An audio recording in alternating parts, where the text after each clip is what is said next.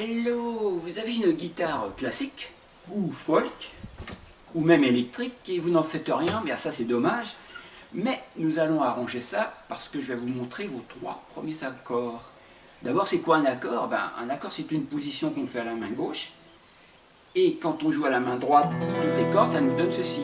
C'est ce qui permet d'accompagner les chansons. Par exemple, c'est dans 10 ans, je m'en irai, chantant le loup de renard chanter.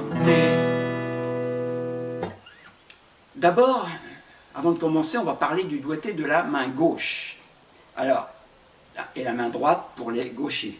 En fait, on va parler de la main qui est sur le manche. Le pouce ne compte pas. L'index, on va dire que c'est le doigt 1. Le majeur, le doigt 2. L'annulaire, le doigt 3. Et l'auriculaire, le doigt 4. Maintenant, on va parler d'un petit dessin qui s'affiche à l'écran. Ce petit dessin s'appelle un diagramme. Et c'est important de le comprendre parce que c'est sur ce diagramme qu'on va noter toutes les positions. Alors, comment ça se lit? Vous avez 6 traits verticaux avec un gros trait à gauche, parce que le gros trait à gauche, c'est la grosse corde. Ensuite, vous avez la grosse corde, celle-là. Ensuite, vous avez celle du dessous, celle du dessous, celle du dessous. Et le trait fin à droite, celle-là, c'est la petite corde. En fait, le diagramme représente cette partie-là de la guitare. Voilà. Et les 2 traits en haut, horizontaux, rapprochés, c'est le silet.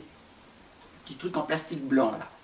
Et dans le diagramme, vous avez les 3 cases, parce qu'au début, nos premiers accords vont surtout se passer dans les 3 premières cases. Voyons comment faire ce mi mineur en s'aidant du diagramme. Sur la grosse corde, on s'aperçoit qu'il n'y a rien, il n'y a pas de rond. Donc ça veut dire qu'on n'appuie pas sur cette corde. Sur la corde suivante, il y a un rond à la 2e case. Et dans ce rond, il y a un 2. Ça veut dire que pour appuyer dans cette 2e case, on va utiliser le doigt 2, avec le doigté qu'on a vu tout de suite. Sans enlever ce doigt, on va rajouter un doigt à la corde du dessous, parce qu'il y a aussi un rond à la 2e case. Et il y a un 3, ça veut dire qu'on prend le doigt 3. Les 2 notes appuyées sont faites. Les ronds blancs qu'il y a au-dessus du silet, là, ça veut dire que ce sont les cordes à vide qui sont jouées. Donc on a bien 4 cordes à vide plus 2 notes appuyées, ce qui nous fait nos 6 cordes. Voilà. Et on joue le tout et ça nous fait un joli mi mineur. Alors vous vous dites peut-être pourquoi ne pas prendre les doigts 1 et 2 à partir du moment où c'est les bonnes cordes, et les bonnes cases, ça va nous donner le même son. Parce qu'il existe un accord qui s'appelle le mi majeur, et qu'en prenant le bon doigté, il suffira de rajouter un doigt pour faire le mi majeur. On ne l'a pas encore vu, mais c'est pour vous expliquer l'importance du doigté, c'est pour les éventuels passages à venir. Parce qu'il y a des accords majeurs, il y a des accords mineurs qui sont indiqués avec un petit m, donc mi, petit m c'est mi mineur. C'est celui-là qu'on vient de voir, mi mineur. 2e accord, le la mineur. Maintenant que vous savez lire un diagramme, je vous laisse le faire tranquillement, et ça vous donne cette position-ci. Voilà. Ok, on est pareil, donc ça c'est le la mineur. On joue le tout. Ça nous donne aussi un joli la mineur. Alors, quand on a fait un accord, c'est facile d'en faire 10, 20, 30. Le problème, c'est que quand on jouera des chansons, il faudra passer de l'un à l'autre. Et c'est au niveau des passages qu'il y a la difficulté. Donc, on va s'entraîner déjà, nous, à passer du mi mineur en faisant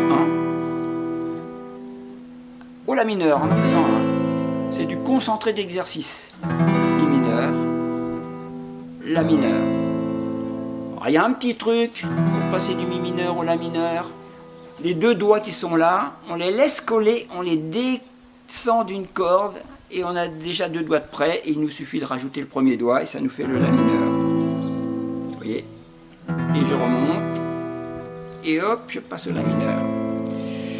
Pour voir si le passage est au point, c'est simple, on fait un petit exercice qui consiste à faire 4 mi mineurs et 4 la mineur et normalement, il ne doit pas y avoir de cassure quand on passe d'un accord à l'autre. Ça doit faire ça. 1, 2, 3, 4. Mi mineur, 2, 3, 4, La mineur.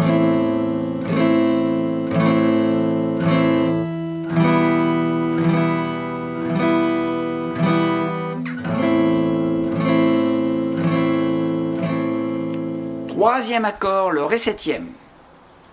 Pareil, je vous laisse déchiffrer ça tranquillement et on doit tomber sur cette position-là. Pour le mémoriser, oh, il y a un petit truc, ça peut vous aider, ça fait un triangle. Hein. Le Ré septième fait un triangle dont la pointe est vers le haut.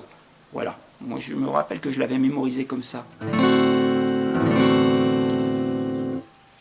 Deuxième exercice, donc passage du La mineur au Ré septième. Et là aussi il y a un petit truc, le premier doigt est commun au La mineur et au Ré septième, donc il ne bouge pas. Ce sont ces deux doigts-là qui, quand on est au La mineur, pour passer au Ré septième, ils viennent de chaque côté. Alors au fait, sur le Ré septième, vous voyez une croix sur la grosse corde. Ça veut dire qu'il ne faut pas jouer la corde. Hein.